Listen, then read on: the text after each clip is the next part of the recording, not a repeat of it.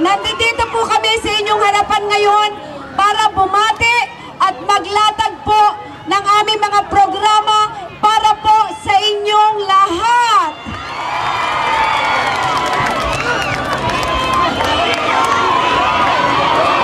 Anong kiss? Pwede mo ba? Meron lamang po akong gustong iparating na mensahe sa inyo. Pwede po ba? Ngayon po ang taon ng eleksyon, 2010. Ang taong ito po ay huwag niyong babaliwalain. Alam niyo ba kung bakit? Kasi po, lahat kaming mga kandidato dito, lahat ng mga piyestahang nangyayari sa eleksyon ngayon, 4 na buwan na lang. Pagkatapos ng 4 na buwan, o 3 months, o 3 buwan, ang tanong ko po, pagkatapos ng 3 buwan ng eleksyon, ano ang susunod? Ang susunod po rito ay hindi na kami. Ang susunod dito ay buhay nyo na. Tama ba? Kung tama, may palakpak naman kayo. Magkakaroon po tayo at humaharap po tayong lahat sa bagong administrasyon. Huwag nyo po itong babaliwalain dahil ang katapat nito ay buhay ninyo. Sa pagpasok po ng mga bagong administrasyon, tandaan ninyo, 6 na taon pong manunungkulan yan. At ang 6 na taon na yan ay katumbas ng 6 na taon ng buhay ng bawat isa sa inyo, higit lahat ng mga anak ninyo. Sa ngayon po, lahat naman ay may magagandang programa para sa mamamayang Pilipino. Pero ang tanong ko, sino ang pwedeng magsilbi ng totoo? Sa ngayon po, sa lahat ng nangyayari, hindi lamang dito sa Maynila, hindi lamang sa amin sa Batangas, kundi sa buong Pilipinas, marami ng tao ngayon away-away, napakaraming galit ang puso.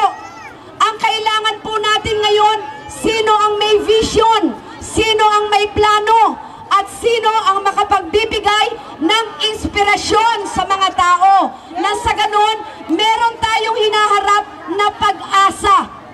Hindi natin sasabihin, bilang ina ng lalawigan ngayon ng Batangas, hindi natin sasabihin na bukas ay may solusyon na sa problema nyo, dahil hindi totoo yun.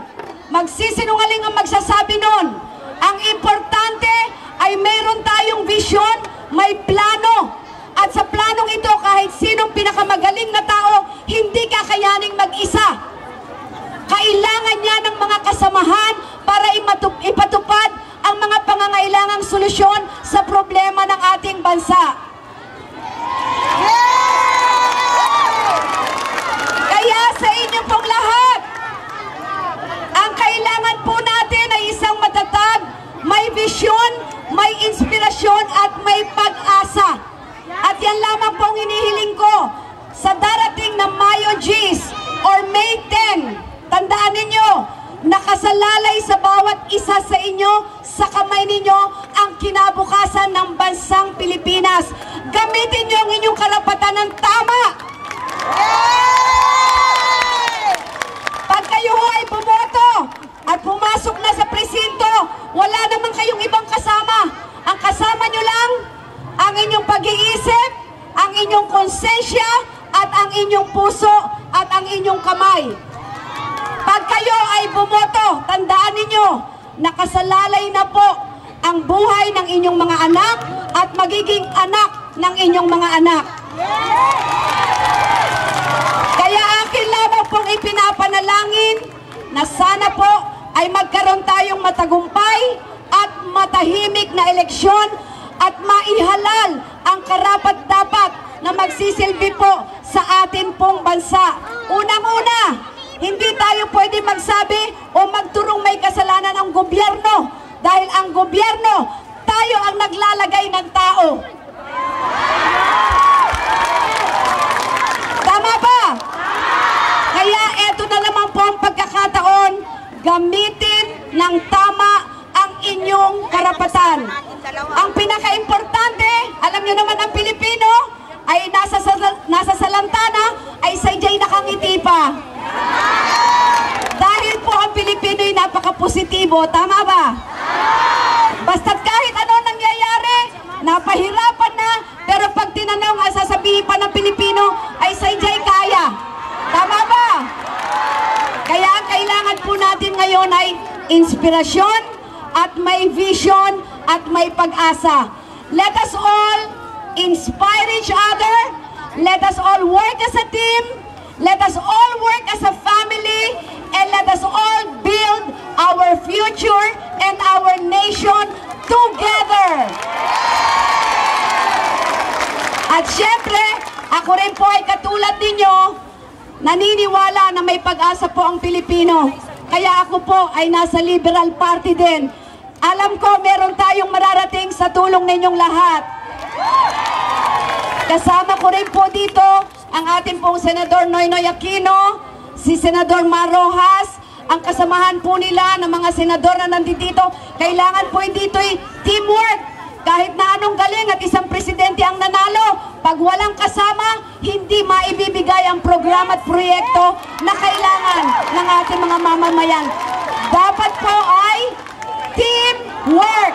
Dapat ay isang pamilya. Dapat ay isang partnership para mabuo ang kailangang solusyon na gagawin sa problema ng ating bansa.